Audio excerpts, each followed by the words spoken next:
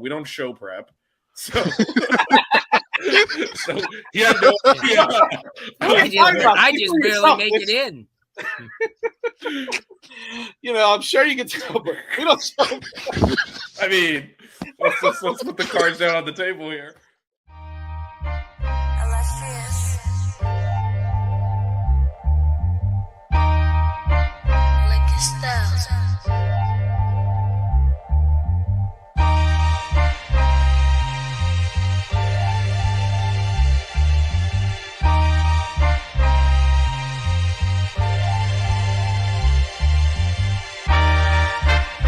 Miami Hurricanes, yeah. You know the name already. It's Mercy, ha ha. It's a 6-Ring Kane show. Can't forget the name though. Got Jazz, Blue, Fishy, DJ, break the game code. Ain't no changing them, ain't no breaking them. Real Portland live from the Hard Rock Stadium. Ball 14 for the orange and green. We see the 6-Ring champs. It's more than a dream. This is life on the field. Beyond 100 yards, a hurricane that's never still put a damage to your squad. The 6-Ring Kane show. The 6-Ring Kane show. The 6 Rings Kane show. You know.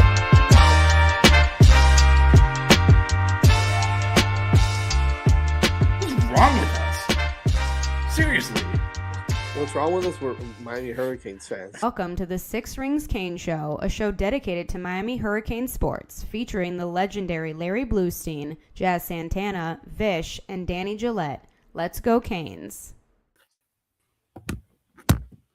Welcome back, everybody, to the 6 Rings Kane show. We got everybody today. We got the full house, of course. How could we not, right? I mean, playoff edition of the show. By now, I think, unless you're living under a rock, right? Unless you're living under a rock, or you've been out of the country, or you got arrested this weekend for doing something. I don't know.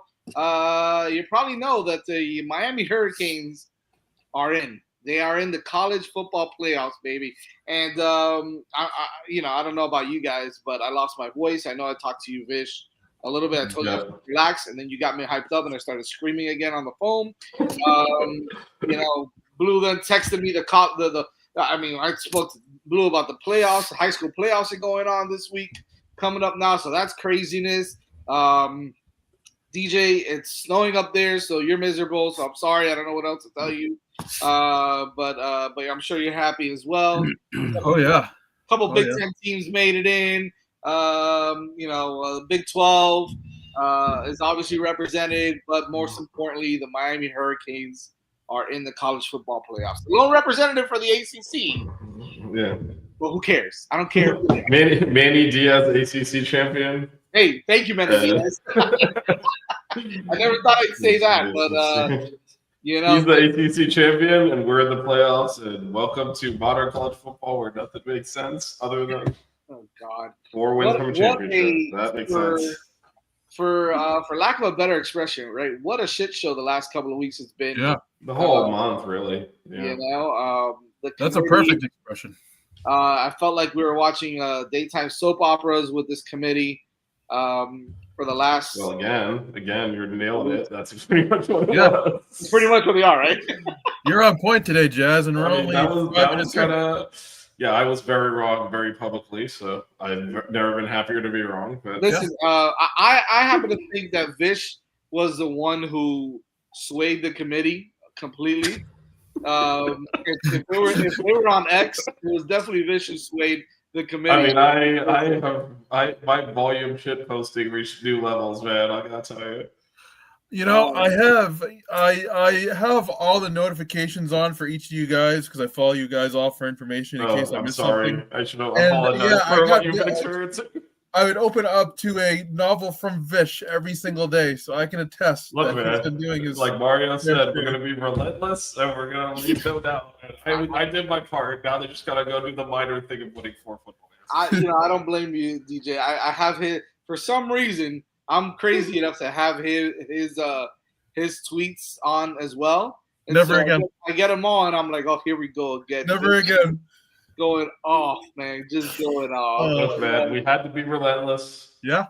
It's all right. We had to keep the pedal down. We did our job, and now Mario and that team is going to do their job. So, I will say we should pause for a second because, this is semi-related, not really related to Miami, but the Indiana Hoosiers are the best football team in the country, and I don't know what to do with that information. Yeah, we're living in an alternate universe right now. Like, I don't know what the hell's going on, man. Isn't that crazy? And look, it's legit. Like, they're no. They just. That was the thing. That, and again, it's a tangent. We'll get back to obviously we're talking about. Blue, as a matter of fact, Blue. I remember Blue. You and I were at Paradise Camp. Remember Paradise Camp? Like 3 or 4 years ago, and we sat there and we had a whole conversation with Fernando Mendoza. And I was like, Blue, this kid's big. I remember this conversation. You might not, Blue, but I remember this. I'm like, Blue, that's a big kid, man. That's a nice looking guy. He's like, yeah. And you're like, oh, yeah, he's the quarterback over at, I think has he been at Columbus his whole career? Was he? Right? No, he was at Belen to start out. He was at Belen. That's right. He was at Belen. At that moment, he was still at Belen. And you're like, yeah, I think he's going over to Columbus, though. And he's a real deal. He can sling it around, but he's probably going to go to a smaller school. And I was like, well, he was going to go to an Ivy League school because he had like a 1800 SAT. And I mean, listen, when I saw that kid, I was like, okay. Really nice kid, very respectable. Came up to Blue and was like, yes, sir, no, sir, everything like that. Super nice kid. And I was like, wow, all right, the kid looks good. He looked really good in camp also. And now look at him, Heisman Trophy. Potentially Heisman Trophy winner. He's definitely the front runner, if you ask me. He's going to win it. He's going to win it. Yep. He's going to win it. But the good thing is for Jeremiah Love, when you don't win, you still win. So you can take solace in the fact that he'll have a good loss to Fernando Mendoza in that vote. So yeah. Will he show up? Are they're going to tell him he's not going to come to the? I don't know. Maybe he'll boycott if they're not going to give him the award. I mean, that's the way. It should, right? I mean, they're putting everything else. If they're well, I will say this. Like, obviously, we're biased, but I think in a vacuum, most people would say, at least with regards to Notre Dame and Miami, Alabama's a different story. You'll get varying opinions, but between Notre Dame and Miami, I would say 90. By the time Sunday came around, pretty much every single person other than Joey Galloway was saying, no, Miami has to be in. They won the game. So, I think they did the right thing. But if I was a Notre Dame fan or supporter or anyone around that program, I would be pissed. Yeah. Because they should have put us in front of them a month ago. Exactly. Why they decided to play with their emotions for a month, that is just mean. Yeah. If they put Miami in front like they should have initially and it just stayed there, Notre Dame would have never thought they were in. Yeah. They would have known, and they would have accepted it and moved on. I think this is nothing really, and this is one of the reasons, and obviously DJ and I do a show Sunday morning, and we were not optimistic, especially me. And so I feel like a jackass now, but yeah. Hey, I'm used to it, man. You've seen my predictions over the years. I think that was the best sign for the Kings, but I was like, to keep us out, and then everything fell in our favor. They're like, but it's also just like it's like my rationale for why I thought there was no chance is they should have just done it at worst after the Pitt game. At that point, we've now beat another ranked team that's equivalent to one of their best wins. They could say, okay, now we know they both very recently played at Pitt. They both won very similar margins. Mm-hmm. That's close enough, head to head. We put Miami in front and ended it right there. Yeah. And said they dragged it out another week. And then I understand why Notre Dame and their fans are like, this is what? Because most of them, I will say most of them I do hear saying stuff like, we get it, we lost, but they didn't have to do it like this.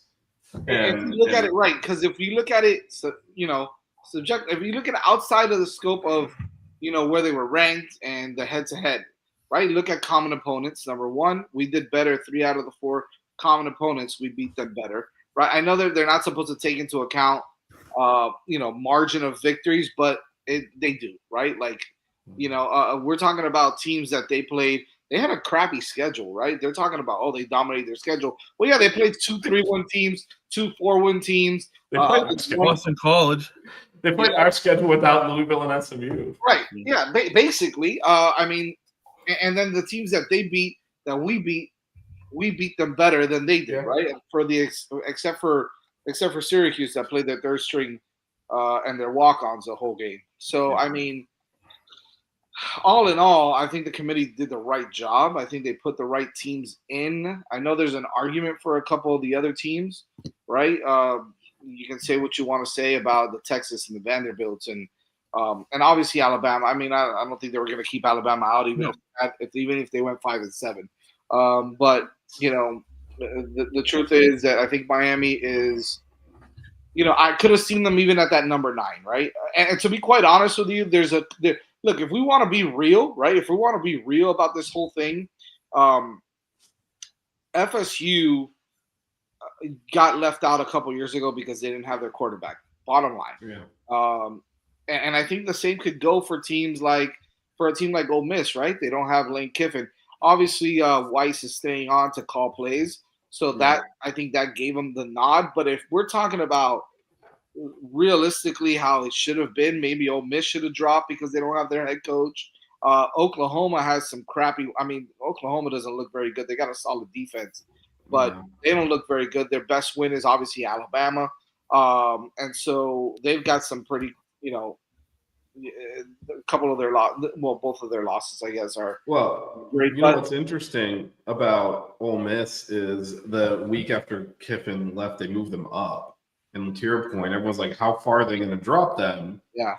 And so they moved them up. And what ended up then happening, and I think they moved them up because the committee chair wanted to do a 6-7 joke. I'm not even making that up. He did one on air, and they randomly switched to 6 and 7 teams. And I'm like, did you do that so you could do that joke? Because it feels like you did.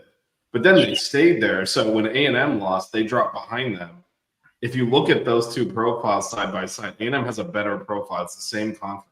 Right. And normally it's like, who gives a crap who's 6 and who's 7? That's the difference between playing Miami and playing Tulane. Mm-hmm. That's a huge difference. So if I'm A&M, I'm also like, what the hell? Why'd that team get in front of us when their coach quit? Now I got to get my ass kicked by Miami instead of a walkover against Tulane. Like, this is crap, but oh well. I mean, and they already smoked Tulane once, which brings up the other conversation. Yeah, they also blew Tulane out once. Having two group of 5 teams in when at first I understand conference championships are they're still kind of what they're going for there. That's why they're in. But at the same time, I mean, is Tulane, is James Madison one of the top 12 teams in the country?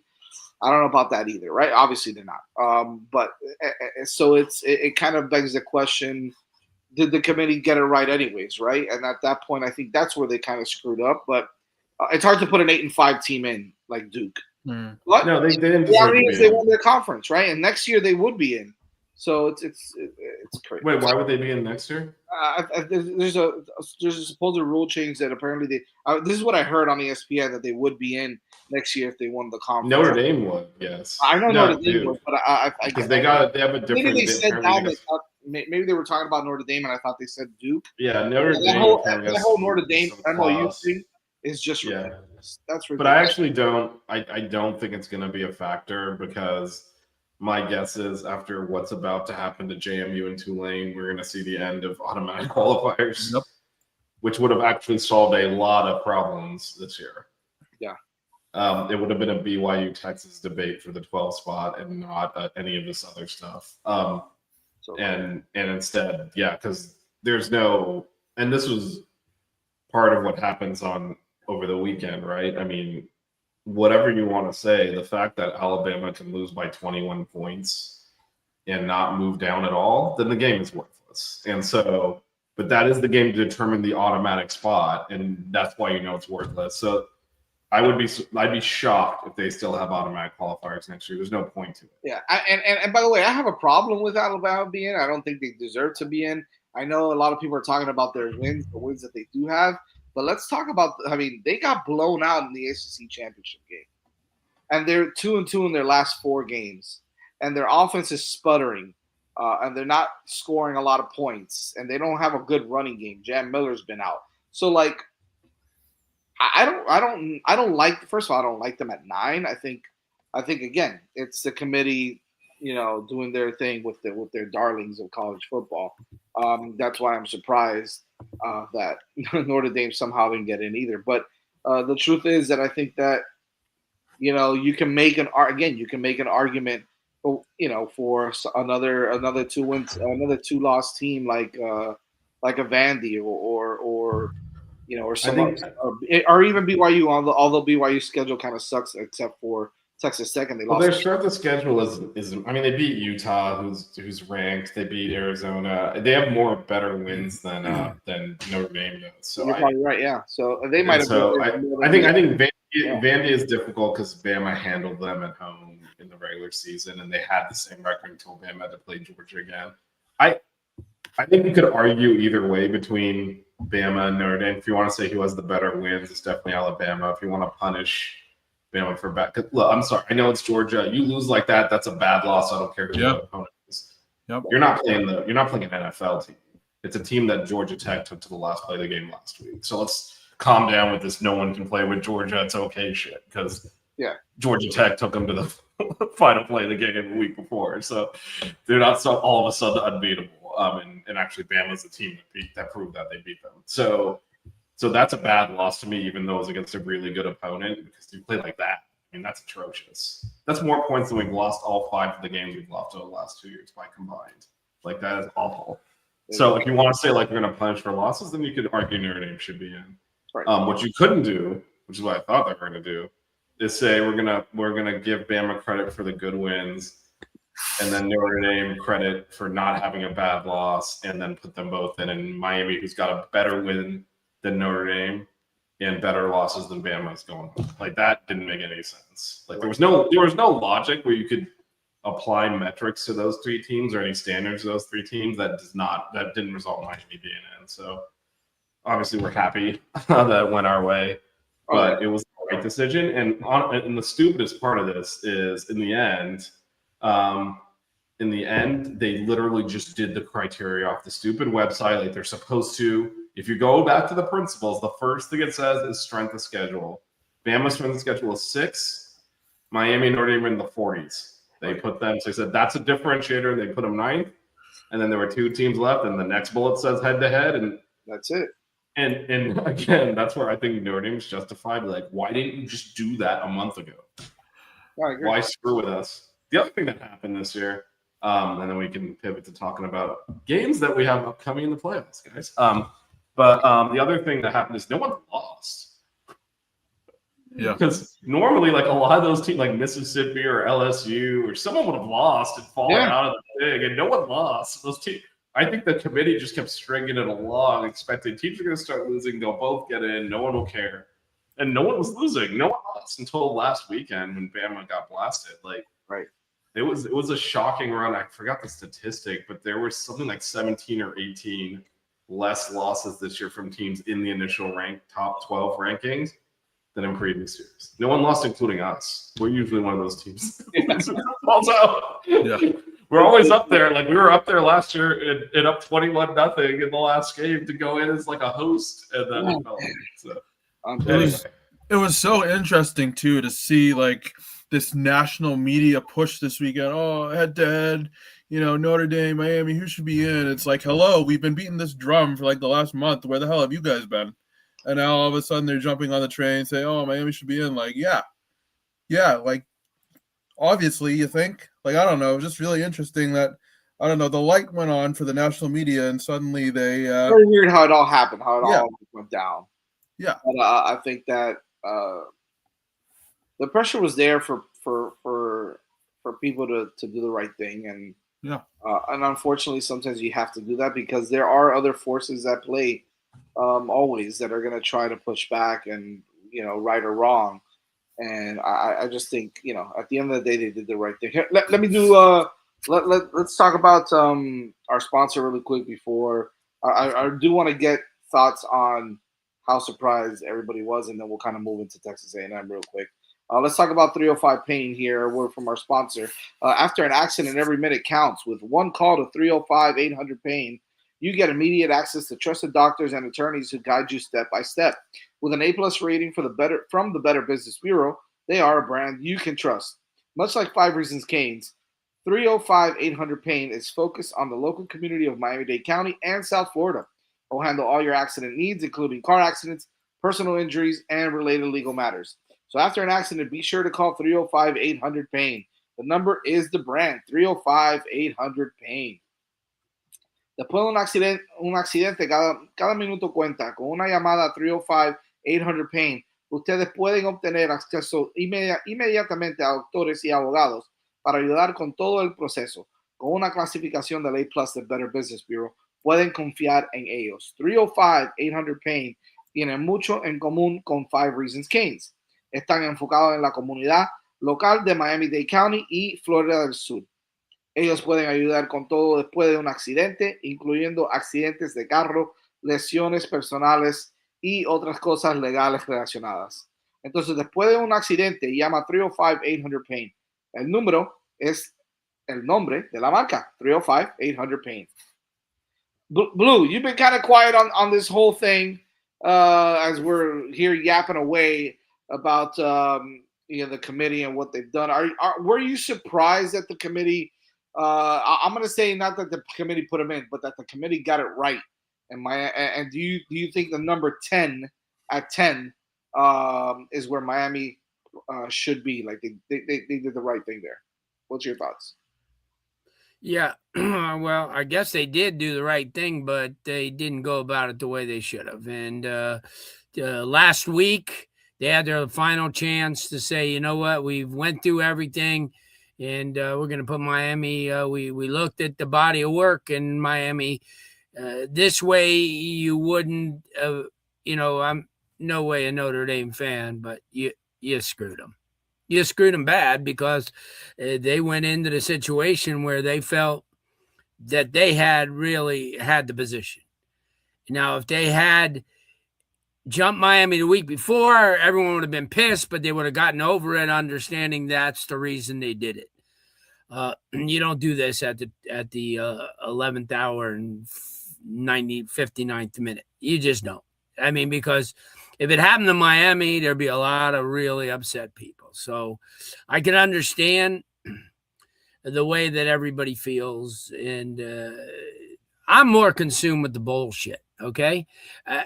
People don't give this enough thought, but I blame the administration. The administration of Notre Dame should have stepped in right away. Okay, we understand, but you're going to an effing bowl. Sorry. I mean, you're going to make $17 million to paraphernalia and all that stuff. You're going to a fucking bowl. Excuse my language, but I'm sorry. Every other goddamn team in the country. That's what bothers me the most, because these bowl games are a reward. These cities work their goddamn ass off at promoting these things. They give the players, the coaches, and their fans a great experience. They pay them. They get free food, and it helps the economy of these cities. So fuck Notre Dame for doing what they did. They were wrong for doing it, and the administration is to blame. You don't listen to 17 and 18-year-old kids. Sorry, you don't listen to what they have to say. It's your school. They're not paying their way, and I'm sorry. That burns me more than anything. These bowl games, listen, if they want to opt out, the seniors, that's fine. But at least you're going to represent your team and your school. And if I'm an administrator, I'll take a lot of heat. If I'm a booster giving money in Notre Dame, I want to know why that you allowed Notre Dame not to go to a bowl. I would call that administration out right now, and the other 9 schools that did it. I'm sorry. That's the thing. I don't give a crap. Well, there's some other schools that are getting fined for it. Why isn't Notre Dame not getting fined? Well, because they're not in a conference, so it's the conference finding. They're members of the NCAA. Let the goddamn NCAA do their goddamn job. I mean, the NCAA has no power, but those fines. No, that's why they're not. But they're member schools, so they have to have some power. Those fines are coming from the conferences that you have to, because the conference, those monies get distributed evenly. Yeah, to Blue's point. The Blues point, an extension of this too is they were going to play BYU, which was an 11 versus 12 game. Yeah. Mormons. But also, if I'm them, I'm like, I'm going to go out there. I'm going to prove we should have been in this thing by taking on the other best team not in there and beating the crap out of them and showing you we should have been in. And instead, I'll say it, they chickened out of the game. They're cowards. These are paper champions. They schedule Boston College and Navy and call it tradition. And they were going to go to they- Orlando, which is a big enough Yeah. city, a lot of exposure. Yeah. They would No, have they're probably running a scam over played there. BYU. It would have been a great, great atmosphere. It would have been the best non playoff game. It was 11 versus 12, and they opted out of it. They're running a scam over there. They play 1 or 2 good teams a year. Even if they lose, they count it as a win, and they play a bunch of crap that they schedule independently. And all Their these schedule's teams a who have joke. 5 wins that bust their ass to get that 6th win so they could be bowl eligible. And they're proud of it. Now Notre Dame takes this shit for granted. I'm very upset at that because of the fact that I think that's not a football situation. It's an administrative situation.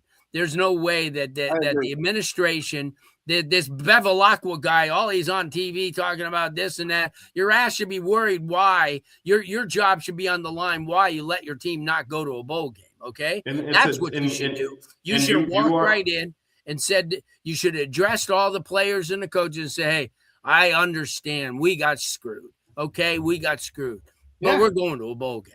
I'm sorry. We're a private school that could use the revenue. We could use the exposure. Look at how much money that they can make for that on sales of their paraphernalia. People going to be buying stuff.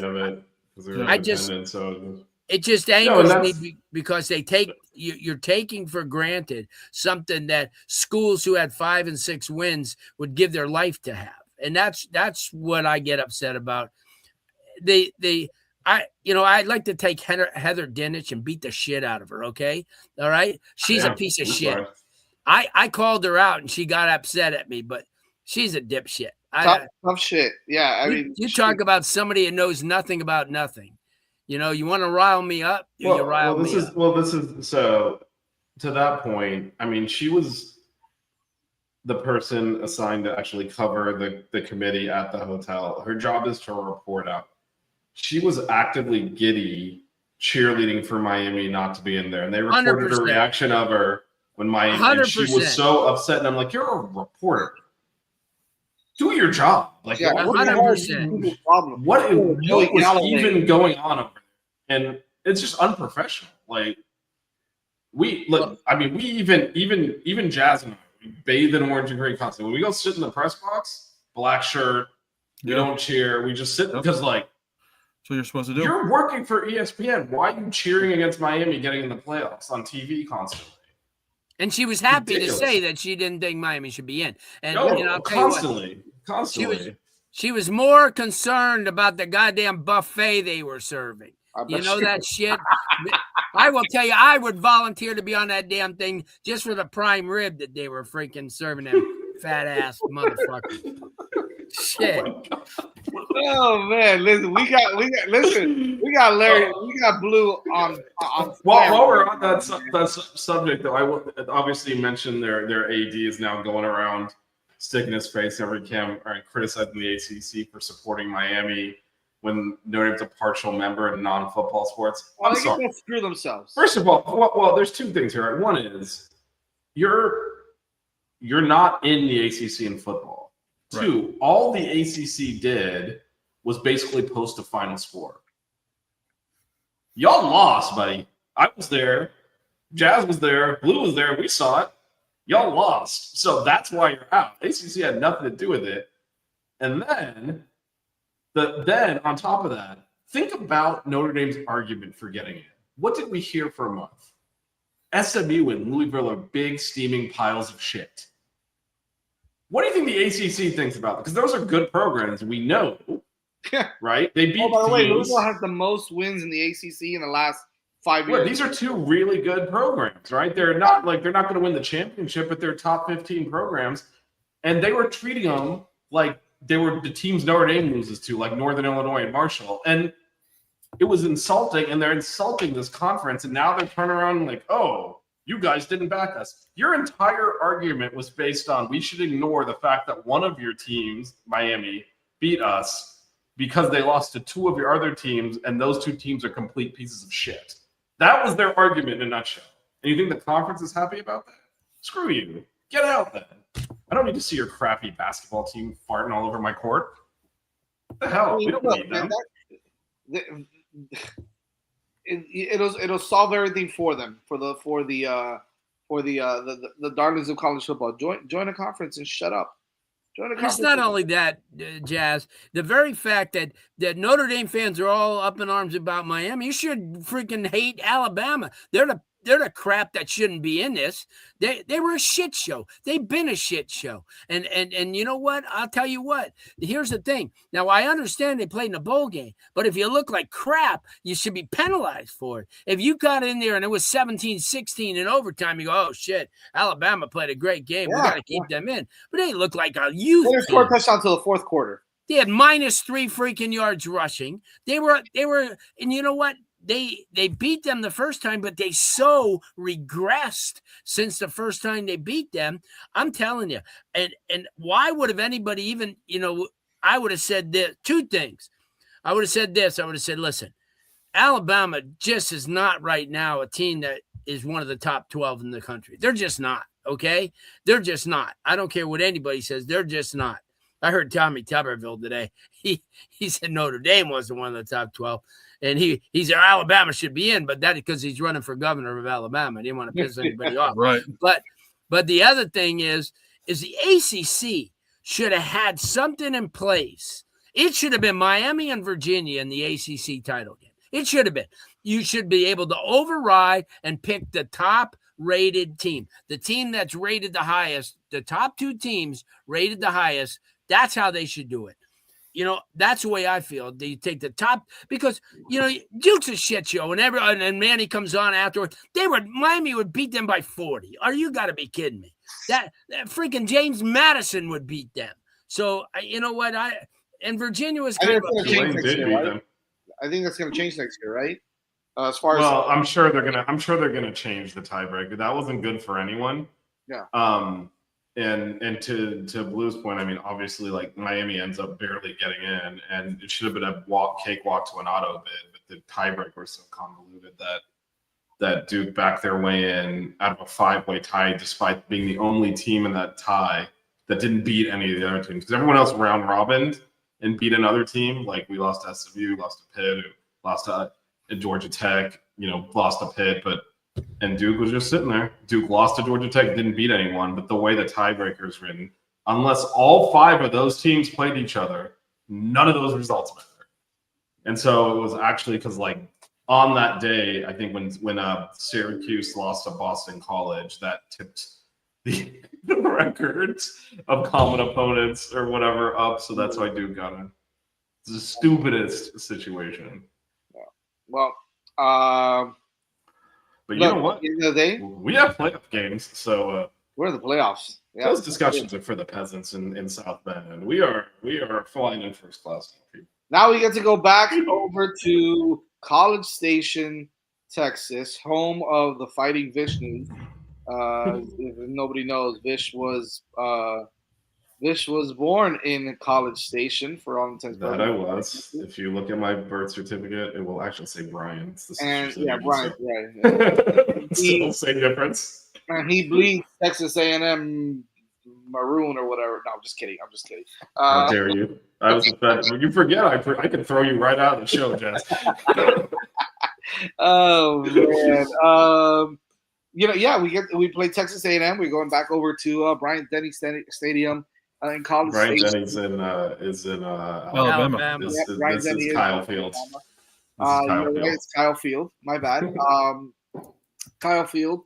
And a good matchup, I think. I think this is probably one of the better matchups, aside from maybe the Tulane Ole Miss game. That's a 40-point favorite right now. Tulane Ole Miss, and maybe even the James Madison game. I think that might be one of the better. No.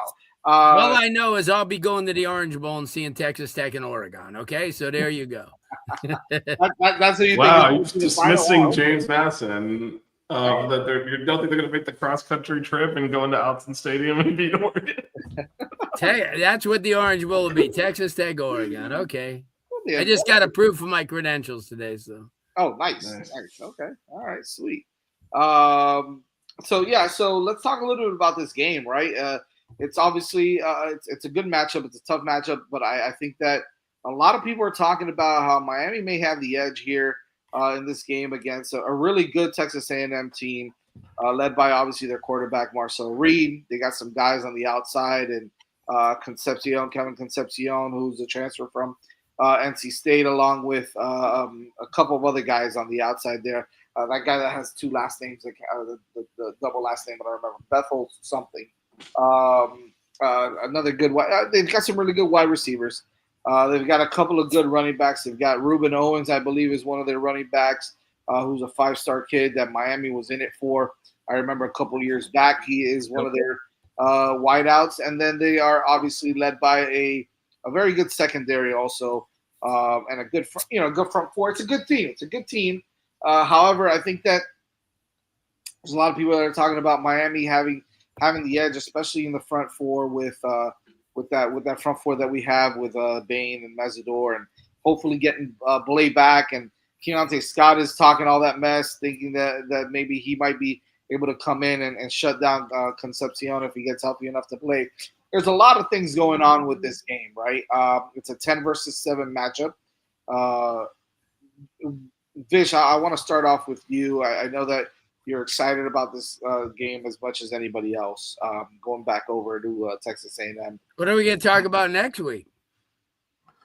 More in-depth preview. Oh, okay. We're going to briefly touch on this week, and then we know we got a lot of. I mean, we signed a recruiting class since the last show, so we definitely. Oh, geez, that's right. I had JV Mallory on the show tonight. Oh, nice. So Okay. we're going to He'll briefly be playing touch the on state A&M. title, right? He'll be playing the state championship. Yeah, game. he'll be playing the state title. He didn't play last year. He was hurt. No, he was really good. He's can't wait to get to Carl Gables. Nice. Yeah, Trey Zune is already talking mess about our front four, which is good, man. Some bulletin material is always fun to have some bulletin board material. But your thoughts, Vish, on just initially, how you feel about this game going into to Kyle Field and playing the Aggies. I mean, I like our chances. I think the teams are going, and I think, look, it's a tough place to play. It's another weird 11 a.m. kickoff. We came out slow against SMU in a similar situation. Something to be aware of. Again, when they put games at noon here, that's 11 a.m. in Texas. So it'll be an early kickoff. It's just weird when you're in the stadium because the sun's like pointing the wrong direction. It's awkward. You'll see it. But it will settle in. It's a tough atmosphere, but the programs are kind of going in different trajectories. Obviously, everyone knows they lost to Texas, and we're actually much better than Texas in the first half. It didn't really show up on the scoreboard in the second half. Texas just killed them. But they struggled with South Carolina before that. They're not playing their best right now, and I think the Canes are. I think these last 4 games continue to get better and better. I think the line of scrimmage, when you go on the road, you need to win a playoff game. I think having dominance on the lines of scrimmage is how you do that. And I'll put the Hurricanes' offensive and defensive lines up against anyone in the country. I don't think there's a single team with both lines of scrimmage being handled like that. And Pat Narduzzi agrees with me. And he was basically like, we didn't have a chance. They showed up and started. Did you see them lighting up? Like, we couldn't block that. And I think A&M's going to experience that. I think A&M's obviously a better team than Pitt, and I am a little bit worried their quarterback is very dynamic, and that's a way to neutralize a good line is to be able to move the pocket and have a quarterback that can run and throw. So it'll be challenging, but early without digging too much detail again, we'll talk next week. We'll do a very in-depth preview of this, but I think it's a good matchup, and I think Texas A&M's kind of trending the wrong way, so I like it. Before I say what I was going to say, I just noticed something. My buddy, you guys know, Mike McCoy, tweeted out a while ago. This is funny that JD Pickle, you guys know JD Pickle, called the Miami Texas A&M game the "We Beat Notre Dame Bowl," which I just realized it is the "We Beat Notre Dame Bowl." So that's pretty funny. It's going to be both teams who almost ran right through them. I know Notre Dame had a tough matchup with both teams. So, but yeah, you mentioned it, right? 11 a.m. kickoff. And as Mel mentions there in the chat, the last time they played at 11 a.m., they faced South Carolina, and that South Carolina team went up 30, right? I think that for me, and we'll get more in depth on it. It's about quarterback play on both sides. Marcel Reed's bad is really bad, right? We saw it in that first half against South Carolina. We've seen him make some mistakes when he has to throw the ball, when he's pressured to throw the ball. If you find a way to neutralize the running game for Texas A&M, and you have to, and I know he's got some weapons, but if he has to he's not a pure passer, right? Like, he likes to use his legs, as you mentioned, Vish. If you get him to have to improvise or throw the ball early, or disrupt the routes a little bit, I think that's where you get Marcel Reed in trouble, and he starts to make some mistakes. The same goes with Carson Beck, right? Like, if you disrupt him a little too much, he gets a little desperate. He tries to do too much. So for Carson Beck, it's stay settled, right? Stay within the plan, right? You've been playing some really good football. Continue to do what you're doing, even if you get some pressure. Know where your drop offs are, where your flare routes are, where your dump offs are. Your go through your progressions as best as you can. And I'm pretty sure Coach Dawson is going to have a really good game plan for this one. So I'm pretty excited to see what happens on the offensive side of the ball, and it's definitely going to be a battle of these quarterbacks to see who can make the least amount of mistakes and keep their team focused and in the football game. So I think that Miami's running attack being so physical that they are as well, I think that could play a big factor in this game. So it's going to be a tough game because they're a good program, and if they're playing good, then Texas A&M is tough to beat. But I think the same goes for Miami, right? When Miami is firing on all cylinders, they're a tough team to beat too. So it should be a good game. I think it's going to be reminiscent of those defensive battles, and quarterbacks going to have to make a nice little play to keep it going. Your thoughts, DJ? Excuse me, your thoughts, DJ? I had a mental part there. Vish has his Carson Beck jersey ready. Nice, Vish. Talk to me, DJ, real quick. One of the things I'm looking at is just to make sure we limit the penalties, meaning false starts and just stupid penalties, drawing after the whistle and things like that. I know the emotions are high. It's going to be a tough game. Players are going to be amped up. But one thing you can't do is shoot yourselves in the foot with penalties that can, make drives harder than they need to be. A 1st and 5, or a 2nd and 5, turned into 2nd and 15 and so on. I mean, this is, penalties have been a problem all year, and in some games against lesser talented teams, it's come back to bite us in the ass. And now we can't afford to have that against a team like Texas A&M. So I'm really looking for a disciplined team, and we'll talk about this more next week. But I guess just discipline is my, main key as we kind of get into this matchup. And the disciplined team, the most disciplined team, will win this game. And I just hope that we can just limit as many penalties as possible. And it's been a problem all year, and I just hope that it doesn't rear its head again. Pre and post snap penalties, Blue. Yeah. They got to keep cleaning those up, especially on the line. I know that it's going to be loud at Kyle Fields, right? 100,000 people there. Yeah. So you're going to have to. That's a good point, DJ.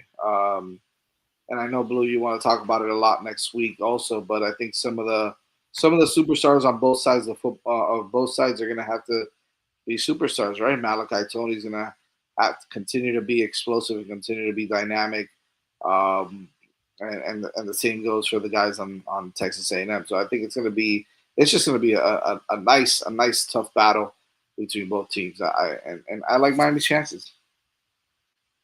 Yeah, David Cooney. Is he over at Texas A&M? Yeah. Oh, no kidding. Look at that. Okay. Yeah, that's okay. You know what? What is he going to tell? How many secrets are he going to tell?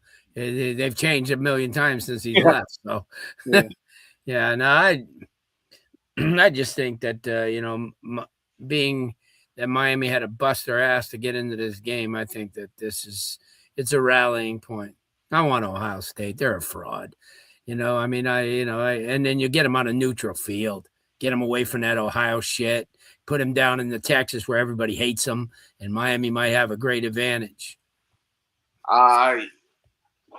that Arlington crowd is going to be definitely not. Yeah, they're not for They that. hate Ohio State. Everybody hates them outside Everybody Ohio. except, So. yeah, everybody outside of Columbus. Yeah, so it'd be great. And then, and already Mr. Crying Boy was crying, oh, we'll get them again in the national title game. You ain't going to get there, Buster. You ain't going to get there. So don't worry.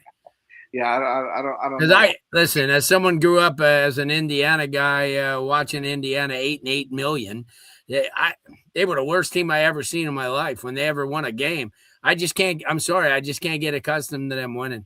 I really can't. That's why I paused at the beginning of the show. And I was like, I think we need to pause and recognize that Indiana is the number one team in the country. I'm not doing that. No way. Because I think Oklahoma will put 28 on them right away. So Oklahoma will beat. No, Oklahoma's been playing terrible football. Yeah, but if Mateer's healthy and he's had this chance to relax.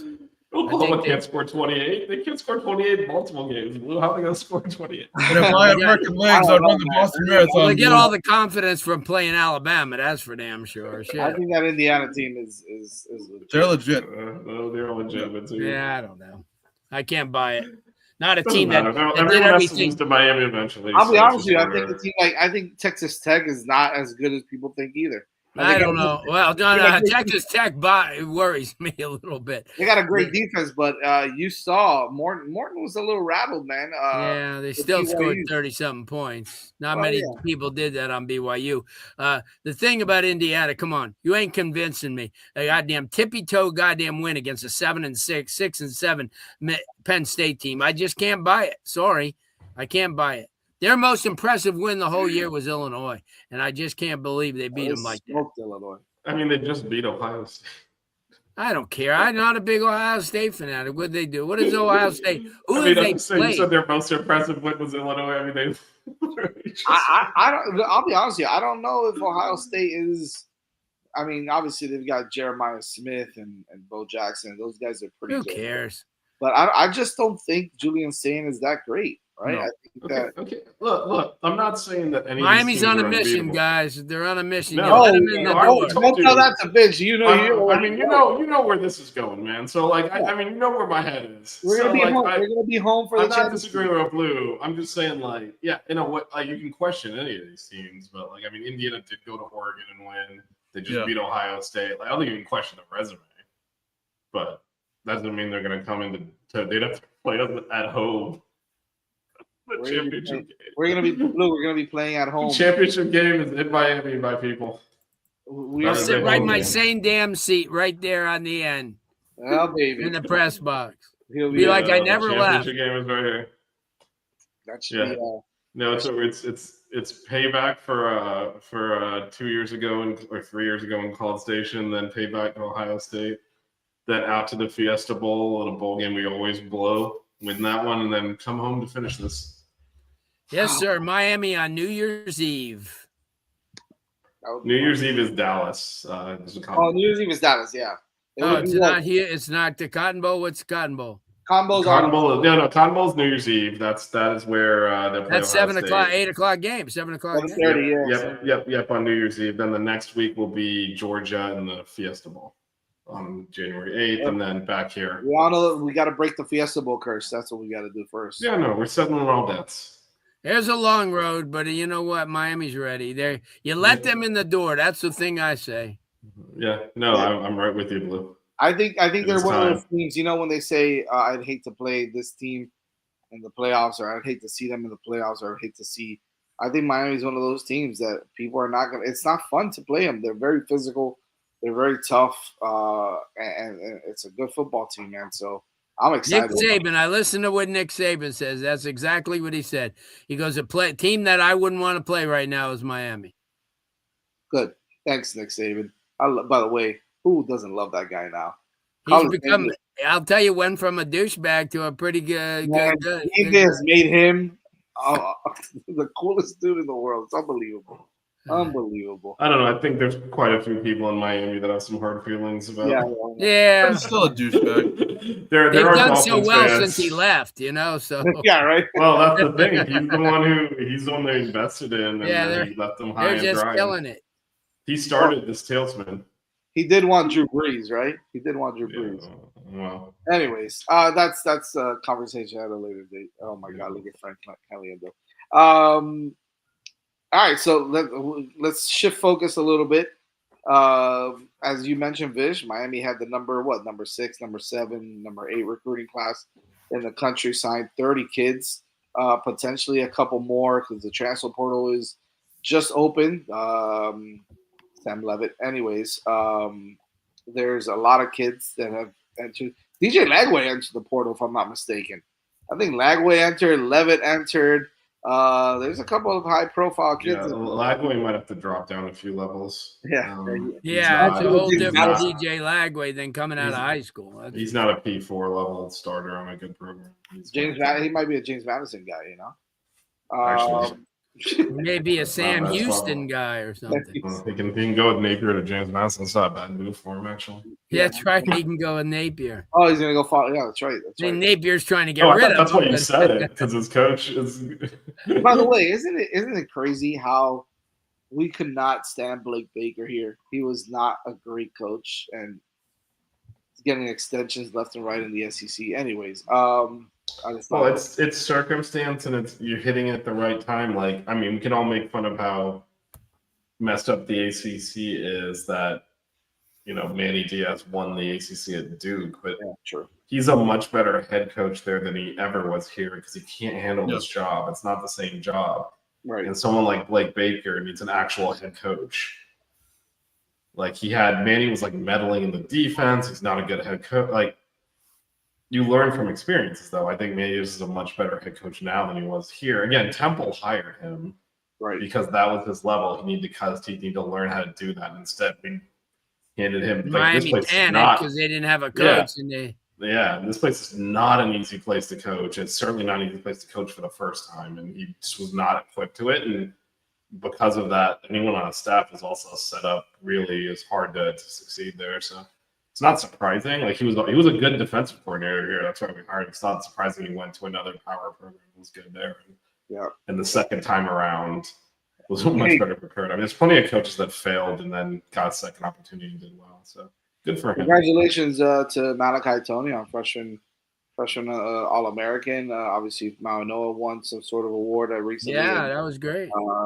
Ruben Bain. So did ACC. the Manseer, the kid from FSU, also got on that team too. Oh yeah, one of the twins from Norland. Oh yeah, Manseer. Yeah. Ruben Bain, the ACC Defensive Player of the Year, obviously. Should be. Duh for that one. So, but yeah, as I was mentioning, Blue, which there you go, Freshman of the Year, probably going to be that Sean Alexander Award. It probably looks like it could be Malachi Tony. Should be. And let me tell you, I think that that kind of sets a precedent for the guys coming in. Like, look, you guys, we played a lot of freshmen this year. You guys can come in and make some noise, and I think they will, right? I think they some of the recruits that they brought in are some seriously talented kids. Seriously, dude. Well, if you missed Vish and I show last week, we went over all those guys. We last Monday we went over a lot of those kids that they signed, and there's some really good players. And who would you say is your favorite, Blue? Your favorite recruit that Miami signed? Well, other than the lineman that's going to play a year and go in the NFL, you mean? Jackson Cantwell. Well, I said, last week I thought the kid from St. Augustine is going to be a really good wide receiver. I mean, he's different level kid. And what was that one? Milan Paris? Well, Paris, too, from Ohio. But I was talking about the kid from St. Augustine we talked about. Wingo. Samarian Wingo. Yeah, he's big time kid. Yeah, no, Milan Paris is another one. Both of those guys. That wide receiver class with those guys, Van Spafford, their DB class is nuts too. DB class is stupid. Yeah, it's stupid. I'm telling you, the Dunnigan kid will start with Fitzgerald halfway through the season. The Dunnigan kid is a steal. I don't know how. Well, first of all, how did I ever get to Manhattan? But I mean, the kid's a freak. But yeah, they got a great class. I mean, they really do. I mean, they got like everybody coming in that they need. I think with this running back we found with with Mallory coming in to join, Chris Wheatley Humphrey, and also Gerard. Gerard he's been the dude, man, and he's gonna be. He's what Miami used to have, as a buddy of mine would say. He's Duke Johnson. He's that type of guy. DJ, they keep stacking up those tight ends, man, with Izzy Briggs and Gavin Miller or Mueller, however you want to pronounce it. Right, targeting them once a game, boy. They'll be loving that stuff. Hey, I'll tell you what, though, those targets are efficient because Lofton had a now touchdown. they have. Bauman had a hell of a game. Bauman. Alex Bauman that last game, he had like 4 or 5 catches for like 60-something yards. I mean, they've opened the playbook, Jazz, and that's the one thing that I think that going into that Texas A&M game thrills me the most, because it does you're the unexpected. And as good as A&M is, they don't have a backup quarterback like Malachi Tony. Believe me. Yeah, no kidding. I'll tell you, one guy that I really like is Jontavius Wyman out of the class. I mean, I know my thing is the tight ends, and yes, I do love the tight ends, but I also love Jontavius Wyman. He's such an athletic freak in the best way possible. Great in coverage, great tackler. I mean, there's so many good commits in the class, but I feel like Wyman, a former Georgia commit, if I'm not mistaken, is one to watch. Yep. Vish, what about you, man? Who's your favorite guy in this class? Yeah, I'm interested to see where Darian Coleman slots in, because nickel, I expected it to kind of stack nicely. Nickel doesn't really done anything this year. Not that we expect him to start, but like he got 2 snaps or something. So like he's kind of starting almost even with Coleman, and I'm curious. I expect us to portal a veteran, but one of those 2 guys is eventually going to have to take over at some point, you would think. And I love the dynamism with Coleman. It's been a while since we've had, a dual threat like that. That's probably Derek King. So it'll be interesting to see if we'll be playing one of the state championship games as well, right, Blue? Who Darian Coleman, they're playing Heritage again. Orlando Jones, right? Yes. That's a game I really want to go to. That's Saturday afternoon at 12:30. At 12? Okay. Yeah, 12:30. That's the one I want to go see Darian Coleman play. So I'm excited about that. But since you took my guy, I think it's been a long time that we don't have a linebacker that looks as good as the kid out of Northwestern. Was it Campbell? Yeah, he's a hybrid though. That he reminds me a lot of the kid that used to go to Virginia Tech. I said that to you, Vish, before. The kid, he played in the NFL too. He put his hand down, and he's no, not Cam Chancellor. I'll think of him. I know who you're talking about. Yeah. He played with the Bills. But he reminds me a lot of me. He's a hybrid kid, and I think the very fact that he stayed with Miami is great. Great kid. Yeah, but just remember, you still got Ezekiel Marceline, who's gotten bigger. They got a few kids. See, this is where that schools are good, and I think I said this before. Back in the day, when you go to the spring game and you like kind of walk behind the bench and you look on the names and you go, "Oh Jesus, I forgot they had him." See, that's what Miami's beginning to get like. They got guys right now that you say to yourself, "Oh man, I forgot they recruited him." And that means that that's a good thing. But I think that the guy who's going to be a breakout performer as a starter next year is going to be Fitzgerald. I think he's going to. I think he has a chance to lead the country. He's got great ball skills. And Dunnigan or Fitzgerald? Fitzgerald, no. I mean, as a full-time starter next year. There's no way he's already here. Yeah. I think he's broken out. He's already. I think he's here. Yeah, he's here to stay already. I think he's got great ball skills. He's amazing. But like I think Samarian Wingo gets on the field because of the fact that he's a big time type of kid. And but you never know in this team who gets on there. I mean, we never knew Pringle would ever get. They take the wrapping off of Pringle this year, and they did. And you see, I think they have other guys who are like him that are just waiting for the opportunity. And once they get it, I think Wheatley Humphrey's really good too. It's just that he hasn't had many opportunities, but he will. I just think that if he stays, I think he's got a good shot of I think he stays because I think he's got a future here. I think maybe Jordan Lyle might be. He may be gone. Send him back to Ohio State. Yeah, right. Well, I mean, look, aside from those guys, I think knowing that some of these big time SEC programs made a late push for him, and he decided to stick with Miami. Is you talk about that cornerback class? Jalen Waters is a kid that I think can make some noise next year. Getting some playing time. Yes, another guy. That cornerback room is stacked up now, man. It's completely stacked up. You got. I mean, obviously Frederick OJ coming back. You've got Damari Brown potentially coming back. You got Xavier Lucas coming back. You've got a lot of talent there, and so I'm excited to see what that DB class and the guys coming back next year are going to do. I think it went from a position of need and question marks last year to an overabundance now. Yeah, to being one of the best in the country, I think, next year. So pretty excited. That shows you what the portal could do for you. I wouldn't sleep on guys like Dylan Day and those guys either. I think those guys do some good work also. So, and their defensive line, backup defensive line, have got a lot of work this year too. Oh yeah, I didn't even mention them because I think everybody has seen what Blunt has done, what Lightfoot has done, what Herbert Scroggins has done, and what Scott has done. Scott. Ahmad Moten, if he's like a 10th year senior, isn't he? He's gonna get that NIL money. Jesus, he's been here a minute. He's gonna get drafted in probably the second day. I think he's a second or third round kid. Good space guy. Good spin space guy. Yeah. So a lot of stuff to go over here as we get closer and closer to that December 20th date.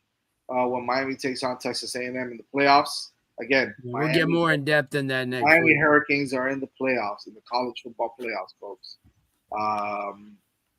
Are we officially saying the U is back like everybody else, or are we gonna refrain from saying that? We'll wait. We'll wait till the national championship game. All right, fair enough. I mean, I'll own it now. This program's healthy. I mean, even before that, they're getting there. The program's healthy. The coach is awesome. Everything's stable. He's just foundationally building. If not this year, this thing is going to blow. I know Mario's critics, especially for Sunday in-game stuff, he is way too good at this, and he's doing too good of a job. And it shows up. Oh, yeah. Like, when you go to these games in person, it shows up. This team is unrecognizable from a few years ago, and they overwhelm the opponents. I know we lost twice, but that's football. You get upsets happen. But, there's no way if he continues doing what he's doing, which is, as Blue said, the next class gets better than the previous one. And it's not just the ranking. It's the type of kid he's bringing in, the way they're developing him. This is going to go. This team. Have you seen that kid, Joel Irvin from Orlando? Yeah. Holy crap. This is... I'm sorry, Fort Myers. That is a monster of a kid. He became one. He was kind of gawky 2 years ago, and I wasn't really high on him, but he became a man. And former Hurricane Kelvin Harris kept waking me up about him because I told him that the times I've seen him, he was kind of gawky, but he, and I came around. Listen, I admit, because sometimes I'll see a kid and he's not very impressive, but then you go back around and see that they matured. Right. And, that's a good question. You better love somebody who's going to be the quarterback next year. We'll get into that later on. Yeah, we don't need to do. We're like a month and a half-ish away from doing off-season. That's off-season stuff. That's off-season stuff. We got 4 more games to win, buddy. We have a whole That's right. Naming names if we want to do right now. We have 4 more games to win. We're focused on this season. Teams like Notre Dame are in their off-season. We're a long way away from it. So. Oh yeah. Anyways, tomorrow we know the allotment for tickets, and make sure you get out there. Wednesday, the 10th. Is it Wednesday? I called the ticket office. They said tomorrow. It's I'm almost 100% sure it's the 10th. That's what they. Don't you have relatives that are on the season ticket bank over at A&M? I am a Miami boy. I am not tolerating the slander. This isn't associated with his family that lives in. I don't. I mean, family's here, but you've met my whole family. What are you talking about? He doesn't associate exactly. You see what I'm saying? I told you he doesn't associate with them. He's like, what are you talking about? What family? There you go. So I'm looking at the slide. It says Wednesday, December 10th notification for all Is that what it is? Okay. Yeah. All right. But anyway, Blue, you got some playoff show and tell. Yeah, I got show and tell. I promised you two last week. I will talk about it in a second. I went back to 86. I'm a big Street and Smiths guy. Okay. Got a little Wow. Vinny. Oh, look at Vinny. Vinny Shout out to Testaverde Vinny. on the 86 thing. And then inside, you got a nice little picture of Jimmy and